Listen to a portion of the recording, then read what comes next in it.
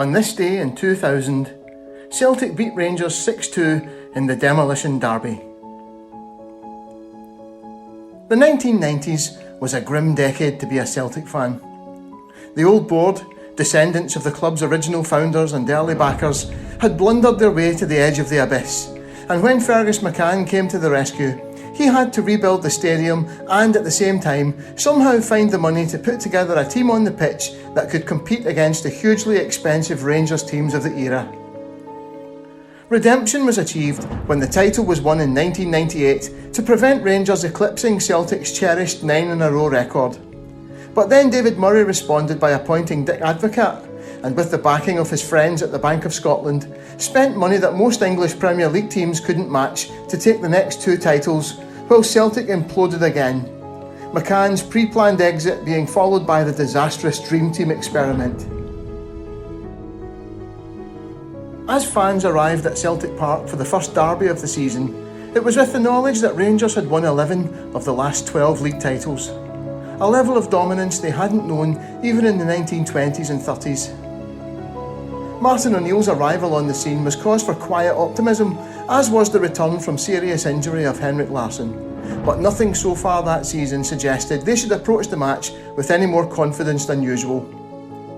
Some fans loved Chris Sutton's statement after the opening day victory at Tannadice that it was time to put Rangers in their place, but many more were groaning inwardly at the potential for those words to come back to haunt us.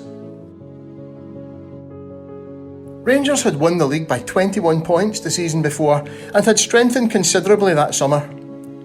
Celtic lined up that scorching August afternoon. Gould, McNamara, Valharin, Stubbs, Mahe, Petrov, Lambert, Moravcik, Peta, Larsson, Sutton. Only two of this team had been signed by Martin O'Neill, and the rest had been part of the 1990s Celtic that routinely played very well against Rangers, but somehow seemed to always contrive to lose. Chris Sutton's opener in 52 seconds was celebrated wildly, but there couldn't have been many fans thinking this was to be the precursor to a big win. Stiliyan Petrov, who had struggled to settle as a 19-year-old in Glasgow and struggled even more to perform as a right-back under the Dream Team the year before, scored with a barnstorming header from Lubo Moravcik's corner kick on 8 minutes, and we were starting to think this might be our day. Then delirium when Paul Lambert rifled a cutback from Lubo into the bottom corner to put Celtic 3-0 ahead after just 11 minutes. It's hard to describe that feeling to anyone who didn't live through the 90s.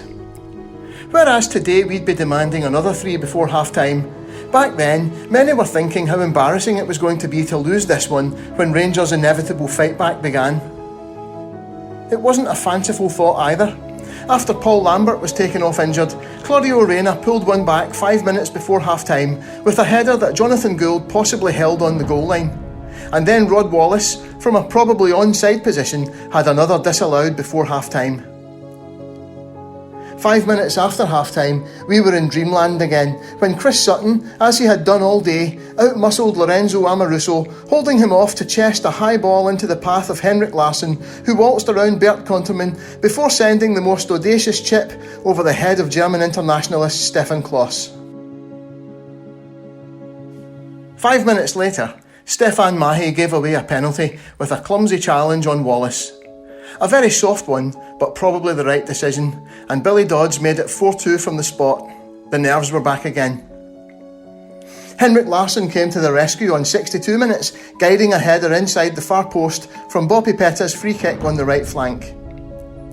Barry Ferguson picked up a double red card with 9 minutes left for a deliberate handball, followed by gestures to the Celtic support as he left the field. Later that evening, he was involved in a brawl in a Hamilton bar, so it was a bad day all round for him. The scoring was rounded off in the last minute with Chris Sutton's second sweeping in a low cross from the overlapping Mahe. 22 years on, we can look back on that day as a watershed in Scottish football history. Rangers' dominance had been broken in the most emphatic fashion. The 2 decades since then have seen Celtic enjoy the most sustained period of dominance in the history of the game in Scotland. And while it would have happened even if Celtic had only won 1-0 that day, this was the day that all the psychological scars and traumas of the 90s were washed away. It was the day Celtic regained belief in themselves, and the manner in which Rangers had been swept aside was all captured in that incredible fourth goal by Henrik Larsson. As the ball arced gracefully over Stefan Klos, time seemed to stand still as we waited to see if it would drop under the bar, if Larsson's audacity would be rewarded or punished. As the ball was caught in the net, a decade's worth of pent-up frustration and disappointment was released with an almighty roar from the throats of thousands who witnessed that era-defining moment in time. As Ian Crocker put it really was sensational.